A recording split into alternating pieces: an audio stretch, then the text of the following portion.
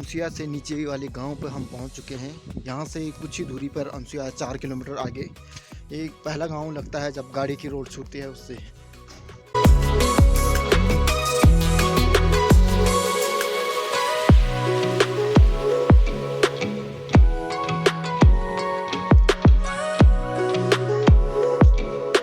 तो हमारे साथ हैं बड़े भाई विक्की और हम अभी अनसुईया के लिए जा रहे हैं।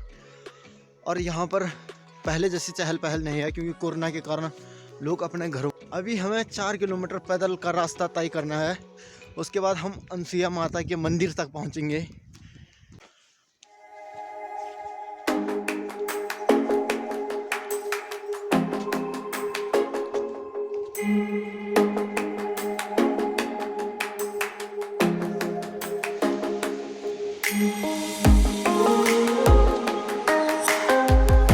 डेढ़ किलोमीटर आगे आ चुके हैं।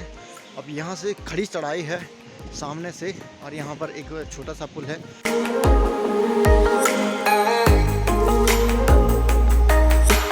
ठंडे यहाँ पे बहुत अधिक है, यानी इधर का तापमान जो होगा वो 0 से नीचे होगा। तो यहाँ पीछे नीचे पे जो है कि हर किसी का टेम्परेचर चेक किया जा रहा है।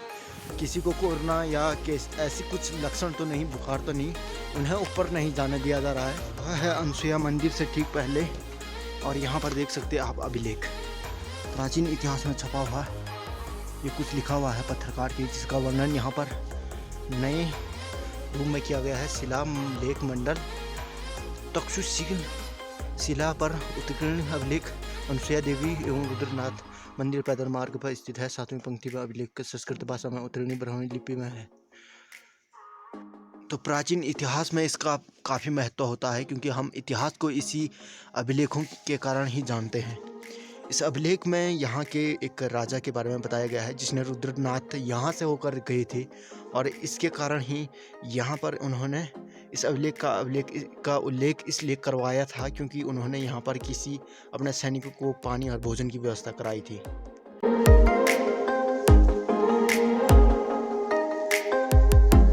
तो यहाँ पर से फाइनली हो चुके हैं माता जी के दर्शन।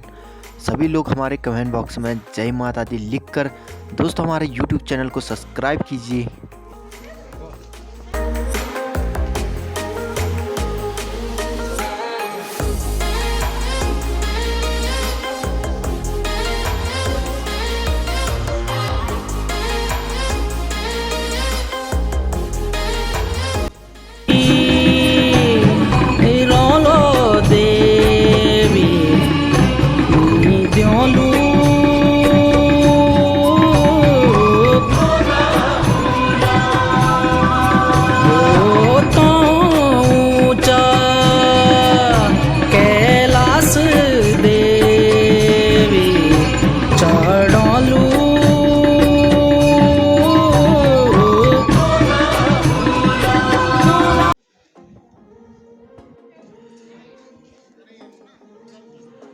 ये वृक्ष जिसके नीचे अत्र मुनि जी तप किया करते होंगे।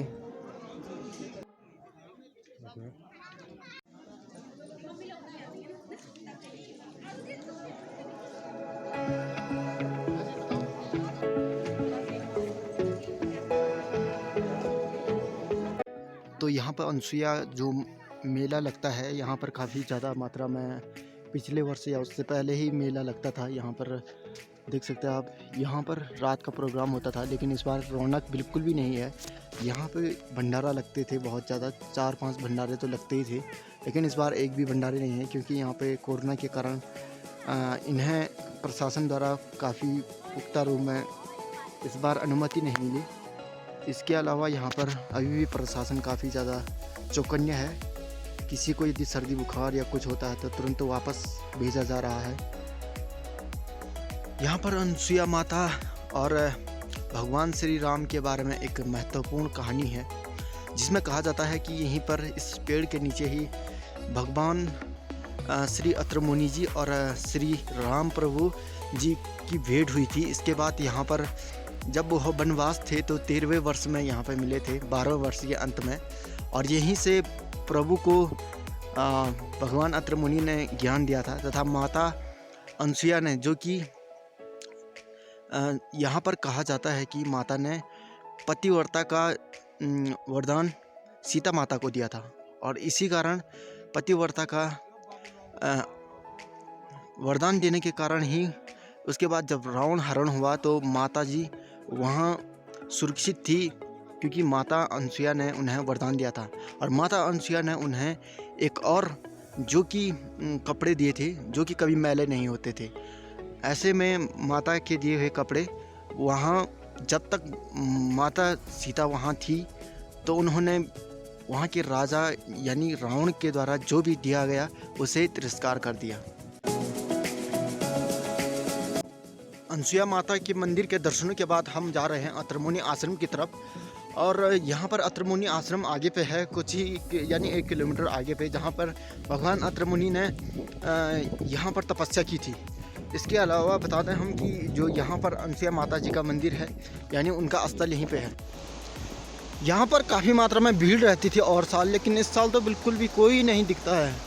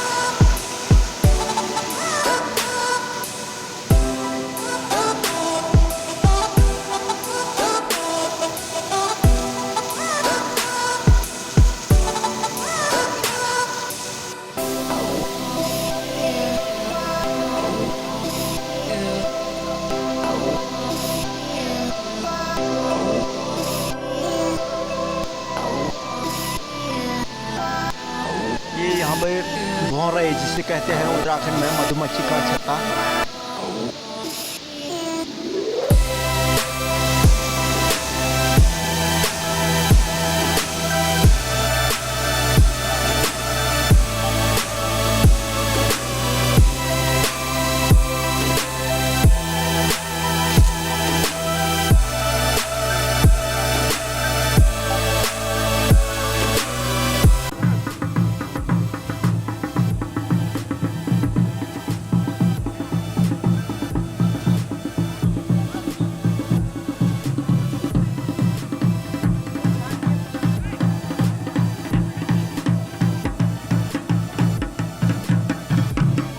घनाघोर जंगल के बीच में बसा हुआ अत्रमुनि आश्रम नीचे पे, और उस आश्रम के ठीक बगल से ही एक नदी गुजरती है जो कि कल करके बहती है। और ऐसा फील होता है कि यहाँ पर प्राचीन काल में निश्चित तौर पे ही यहाँ पर आश्रम रहा होगा।